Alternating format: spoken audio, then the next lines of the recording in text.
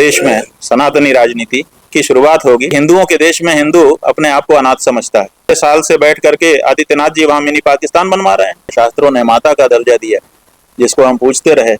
आज हमारे ही देश में, जिसमें हम बहुसंख्यक हैं, वो काट काट करके बोटी बोटी करके बेची जा रही है, और वो भी डॉलर के लिए, और सरकारें उसका लाइसेंस दे रही हैं। ये देश सनातनियों का है। आज भी यहाँ पर 80 करोड़ से ज्यादा सनातनी रहते हैं। वो सरकारें बनती कहाँ से हैं? हम सनातन धर्मी हिंदुओं का वोट लेकर के बनती, और हमारा ही वोट लेकर के हमारी ही माँ को काटोगे। तुम्हारे पास ताकत हो, उसके बाद तुम अपनी माँ की रक्षा नहीं करोगे कि जिसका मत गाय के पक्ष में है वो गाय के पक्ष में खड़ा हो, और जिसका मत गाय के विपक्ष में है वो गाय के विपक्ष में खड़ा हो। एक बहुत बड़े नेताजी आए थे, वो कह रहे थे कि घुसपैठ हो रही है। अरे हो रही है तो तुम्हारी ही तो सरकार है डबल इंजन की, कैसे घुसपैठ हो जा रही है? इसका मतलब कि तुम घुसपैठ नहीं रोक पा रहे हो, तो तुमको तो दंडित किया जाना चाहिए इसके लिए कि घुसपैठ हो रही है। तुमको वोट क्यों दे हम? आजाद भारत के इतिहास में वो पहले प्रधानमंत्री हो गए जिन्होंने गौरक्षकों को गुंडा शब्द कह दिया। सरकार का क्या काम है? सरकार का काम है कि प्रदेश की जो सीमा है उसकी सुरक्षा करे, लेकिन हिंदू मुद्दों पर वोट देना हमको शुरू करना पड़ेगा। जैसे हमारा पहला मुद्दा, क्योंकि हमारे घर में जब रोटी बनती है तो पहली रोटी गाय की होती है, और जब हम गाय को खाने वाले और बेचने वाले, काटने वालों के बीच में जाएंगे तो वो आंकड़ा इंटरनेट से निकाल के दिखा के देंगे कि देखिए हम तो आपका कितना सहयोग कर रहे हैं। और परिस्थिति में किसी एक को तो हमको खड़ा रखना पड़ेगा ना कि भाई ये गाय के व्यक्ति हैं, इनको वोट दीजिए। तो इसलिए हर विधानसभा में एक व्यक्ति खड़ा करेगा। पनोरमा ग्रुप, जो सोचता है वो करता है। जैसा कि आपको विदित ही है, इस समय हम गौ माता की प्रतिष्ठा के लिए देश में जो आंदोलन चल रहा है उसके अंतर्गत बिहार प्रदेश की जनता के समक्ष जा करके गौ मतदाता के रूप में उनको संकल्पित कराने के लिए एक यात्रा कर रहे हैं। ये यात्रा भगवती सीता जी की आराधना, उपासना, पूजा करके सीतामढ़ी से आरंभ हुई है, और क्रमशः परिक्रमा क्रम से एक एक जिले में होती हुई पूर्णिया आई है। आज पूर्णिया से हम लोग कटिहार के लिए प्रस्थान कर रहे हैं। हमारा एक ही उद्देश्य है कि दो बातें बड़ी महत्वपूर्ण हैं। एक तो ये है कि राजनेताओं के कारण, उनकी तथाकथित राजनीति के कारण हमारा सनातन धर्म प्रभावित हो रहा है। कैसे प्रभावित हो रहा है? हमारे यहाँ 4 वर्ण बताए गए। सनातन धर्म में ब्राह्मण है, क्षत्रिय है, वैश्य है और शूद्र है, और वेदों में यह साफ बताया गया है कि ये चारों के चारों भगवान से उत्पन्न हुए। इसका मतलब कि ये सब भाई भाई हैं। लेकिन इस बात को तोड़ करके, मरोड़ करके और दूसरे रूप में प्रस्तुत करके सनातन धर्म के लोगों को ही एक दूसरे के सामने खड़ा किया जा रहा है, जिससे विभाजन उत्पन्न हो रहा है और सनातन धर्म कमजोर हो रहा है। और साथ ही साथ जो जनता है, आधुनिकता के नाम पर उसको उसकी आस्था से डिगाने का भी प्रयास चल रहा है। यहाँ तक कि जिस गाय को हम लोगों ने, हमारे पूर्वजों ने, हमारे वेदों ने, हमारे शास्त्रों ने माता का दर्जा दिया, जिसको हम पूछते रहे, आज हमारे ही देश में, जिसमें हम बहुसंख्यक हैं, वो काट काट करके बोटी बोटी करके बेची जा रही है, और वो भी डॉलर के लिए, और सरकारें उसका लाइसेंस दे रही हैं।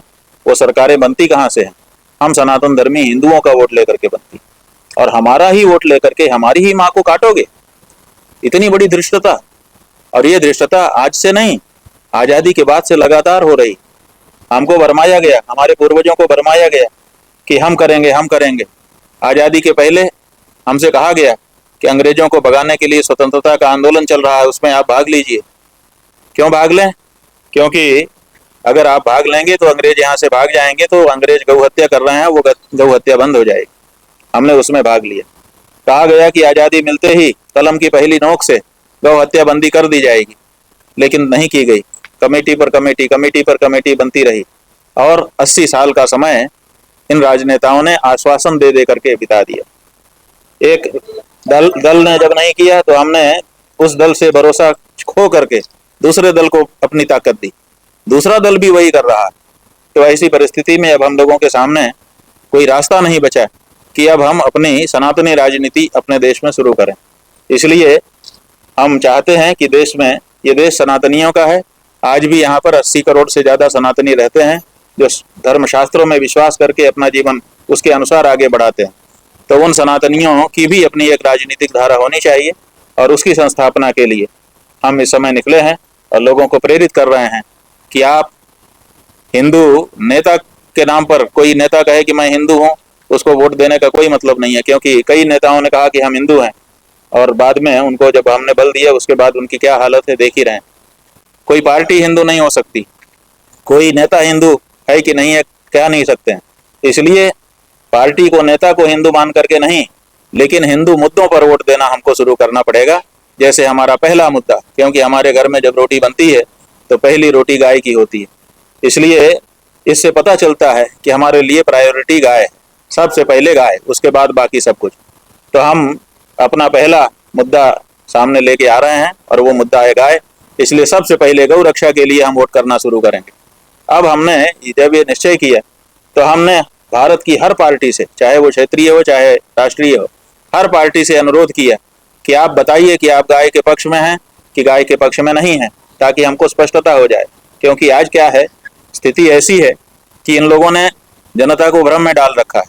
कभी गाय का साथ पूजा करते का फोटो, कभी गाय को दुलारते का, पुचकारते का फोटो, कभी आरती उतारते का फोटो, कभी गौ भक्ति का वक्तव्य, और कहीं और जब आंकड़ा देखो तो कुछ दूसरा ही निकलता है। तो ऐसी परिस्थिति में इन लोगों ने नारा बना लिया कि सबका साथ सबका विकास।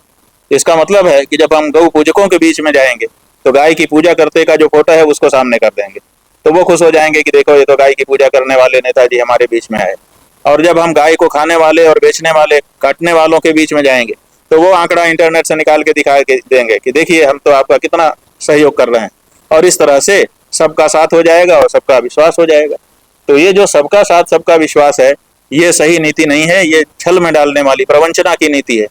हम चाहते हैं कि जिसका मत गाय के पक्ष में है वो गाय के पक्ष में खड़ा हो, और जिसका मत गाय के विपक्ष में है वो गाय के विपक्ष में खड़ा हो। फिर हम देख लेंगे कि हमको किसका वोट समर्थन करना है। लेकिन भ्रम में डाल करके, छल करके हमारे साथ हमारा वोट लेते रहो और हमारी माँ को काट काट करके बेचते रहो, ये अब चलना नहीं चाहिए। इसी जागरूकता को सनातन धर्मियों के बीच में फैलाने के लिए इस समय हम निकले हुए हैं। हमने हर पार्टी से कहा कि आप बताइए, लेकिन किसी भी पार्टी ने आज दिन तक मुंह खोल करके कहा नहीं कि हम गाय के साथ हैं। तो ऐसी परिस्थिति में नहीं कह पाने का मतलब है कि वो चाहते हैं कि जैसा चल रहा है चलते रहना चाहिए। तो हमने ये तय किया है, अगर कोई पार्टी कहती कि हम गाय के साथ हैं, स्पष्टता के साथ भरोसा दिलाती, तो हम उसका समर्थन करते कि भाई इनको वोट देना चाहिए। लेकिन चूंकि कोई स्थापित पार्टी इस बारे में कुछ भी बोलने को तैयार नहीं है, इसलिए हमने तय किया है कि सनातन धर्म के वो लोग जो गाय को माता मानते हैं और गौ रक्षा के लिए सन्नद्ध रहना चाहते हैं, अब वो लोग सामने आए और वो लोग चुनाव लड़ें, और जो गौ माता के भक्त हैं वो उनको वोट दें। तो उनके वोट से ये बात स्पष्टता के साथ आएगी। जब वोट हो जाएगा तो पता चलेगा कि गौ भक्त कितने हैं। हो सकता है ये पहला चुनाव है, इसमें वो बात उतनी ना जाए, लेकिन कुछ वोट तो आएंगे। उसी वोट से कम आज जहां गाय के बारे में कोई जागरूकता नहीं है, कम से कम कल को प्लस 1, 2, 5, 10 हजार, 2000, 10,000, लाख कुछ वोट आएंगे। फिर वहां से गौ माता का वोट गिरना शुरू होगा।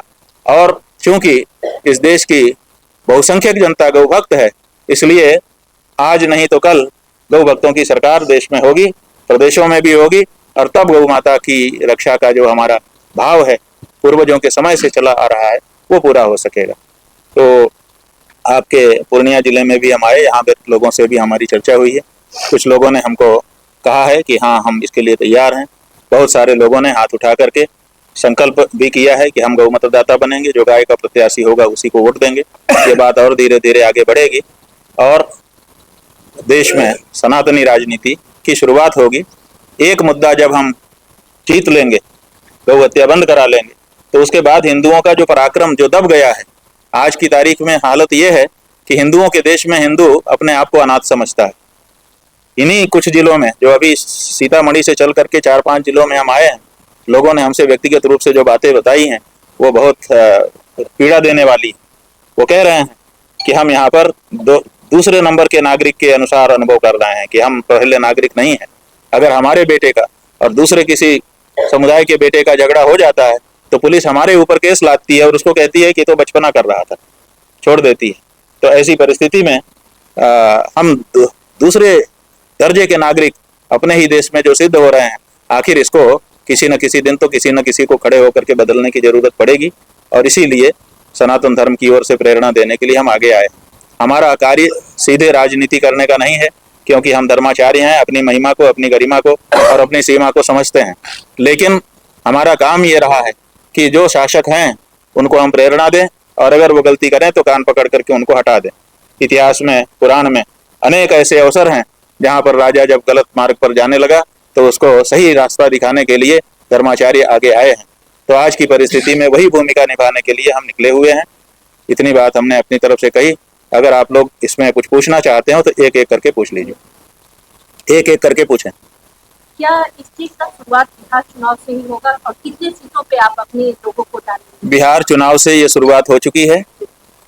यहाँ पर हमने गौ मतदाता संकल्प कराना शुरू कर दिया है। लोगों को अपनी बात, सनातनी विचारधारा की राजनीति को समर्थन देने की बात भी शुरू कर दिया है।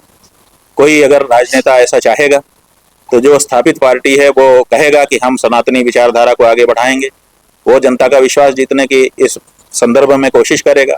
नहीं तो नई पार्टी कोई खड़ा होकर के बनाएगा, जो नए सनातनी लोग हैं वो आएंगे।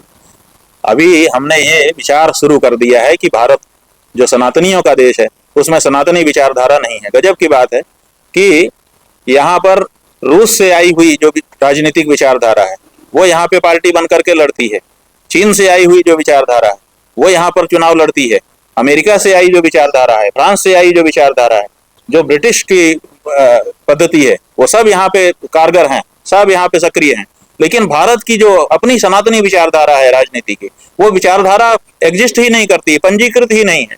तो ऐसी परिस्थिति में भारत की राजनीति क्यों नहीं होनी चाहिए, जो यहाँ की मूल राजनीति है, मूल विचारधारा है। तो उसको प्रश्रय देना हमारा उद्देश्य है। और अभी बिहार के सभी प्रदेशों में, क्योंकि सभी विधानसभा क्षेत्रों में, क्योंकि जब हम किसी को किसी विधानसभा में जाकर के गौ मतदाता होने का संकल्प करा देंगे तो जिस दिन वोट का आएगा वो किसको वोट देगा। तो ऐसी परिस्थिति में किसी एक को तो हमको खड़ा रखना पड़ेगा ना कि भाई ये गाय के व्यक्ति हैं, इनको वोट दीजिए। तो इसलिए हर विधानसभा में एक व्यक्ति खड़ा करेगा। बिल्कुल, आप इस संकल्प का जहाँ से शुरुआत कर रहे थे, ये सीमांचल का क्षेत्र है और कहीं न कहीं सीमांचल के क्षेत्र में गौ हत्या और गौ हत्या के साथ साथ गौ तस्करी, जो बांग्लादेश तक जो गाय यहाँ से हाट मेला लगता है और जाता है, तो यहाँ के लिए क्या संदेश है? देखिए, बात यह है कि मुख्य जो सरकार का कार्य है, यहाँ पर जितने बिहार में लोग रह रहे हैं सब अपने अपने घर में रह रहे हैं। घर में दरवाजा लगा हुआ है, घर के बाहर बाउंड्री बनी हुई है, सब सुरक्षित हैं। सरकार का क्या काम है? सरकार का काम है कि प्रदेश की जो सीमा है उसकी सुरक्षा करे।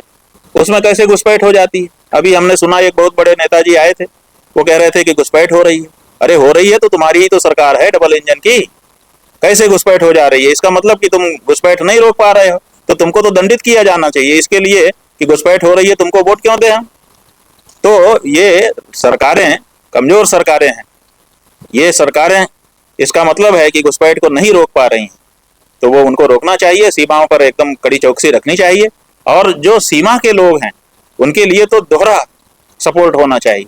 देखिए, सीमा के अंदर, बस्ती के अंदर कोई रह रहा है वो तो अपने लोगों से ही सुरक्षित है, लेकिन जो सीमा पे रह रहा है उसको तो विशेष सुरक्षा की आवश्यकता होती है। इसलिए जो अंतर्राष्ट्रीय सीमा के किनारे रहने वाले लोग हैं, जो जिले हैं, उन जिलों को और उन जिले के निवासियों को तो अतिरिक्त व्यवस्थाएं मिलनी चाहिए, ताकि वो जरूरत पड़ने पे अपनी और अपने देश की और अपने समाज की रक्षा कर सकें। जैसे कि केंद्र में जो है मोदी जी का सरकार है और यहाँ हमारे यहाँ डबल इंजन की सरकार मोदी जी मिलकर चला रहे हैं, तो सनातन धर्म का एक तबका कहीं ना कहीं मोदी जी के साथ नजर आता है। तो क्या ऐसे में क्या कोई विरोध होने की संभावना है? क्या बात यह है, ठीक है, बात यह है कि जब मोदी जी नहीं आए थे देश की राजनीति में, वो गुजरात में थे, मुख्यमंत्री के रूप में थे, पूरा देश ज्यादा उनसे सरोकार नहीं रख रहा था। उस समय वो आए देश की राजनीति में और उन्होंने एक वक्तव्य दिया। उन्होंने कहा कि ये गुलाबी रंग देख करके तुम्हारा कलेजा दुखता है कि नहीं? मेरा तो दुखता है। जब सुप्रीम कोर्ट कह रहा है कि पूरे देश में गौ हत्या का कानून बना दो, तो मनमोहन सिंह क्यों नहीं कानून बना रहे हैं? उनको तत्काल बना देना चाहिए। और इसी तरह से और भी अच्छे ढंग से उन्होंने अपनी बात कही। आप समझिए, उससे हम लोगों को लगा कि ये व्यक्ति अगर प्रधानमंत्री के पद पर आसीन हो जाए तो गौ हत्या बंद कर देगा, इसके मन में पीड़ा है। लेकिन 12 साल हो गए, वो पीड़ा कहाँ गई? प्रधानमंत्री बनने के पहले वो पीड़ा थी, प्रधानमंत्री बनने के बाद गौमांस के निर्यात को उन्होंने बढ़ा दिया। यहां तक कि आजाद भारत के इतिहास में वो पहले प्रधानमंत्री हो गए जिन्होंने गौरक्षकों को गुंडा शब्द कह दिया। इससे ज्यादा अब क्या पता चलेगा वो कैसे हिंदू हैं? अब तो हमको साफ पता चल गया ना कि ये व्यक्ति ढिंढोरा पीटता है कि मैं हिंदू हूं, लेकिन अंदर से हिंदू नहीं है। अगर अंदर से हिंदू होता, बहन, हम आपको पूछना चाहेंगे, किसी से भी पूछना चाहेंगे कि अगर तुम हिंदू हो और तुम्हारे पास ताकत भी है, ताकत ना हो तो तुम अत्याचार मजबूर हो सह लोगे, लेकिन तुम्हारे पास ताकत हो उसके बाद तुम अपनी माँ की रक्षा नहीं करोगे। तो ताकत उनके पास आ गई, बहुमत की ताकत से रहे वो, और एक छत्र राज उन्होंने किया, लेकिन गौ माता के पीड़ा को उन्होंने नहीं समझा। इसका मतलब है कि उन्होंने हमसे, हिंदुओं से, हमारी भावनाओं से छल किया, और ये बात आज स्पष्ट है। यूपी जो है कि राम भट्टाचार्य जो बोले हैं, यूपी उत्तर यूपी पाकिस्तान।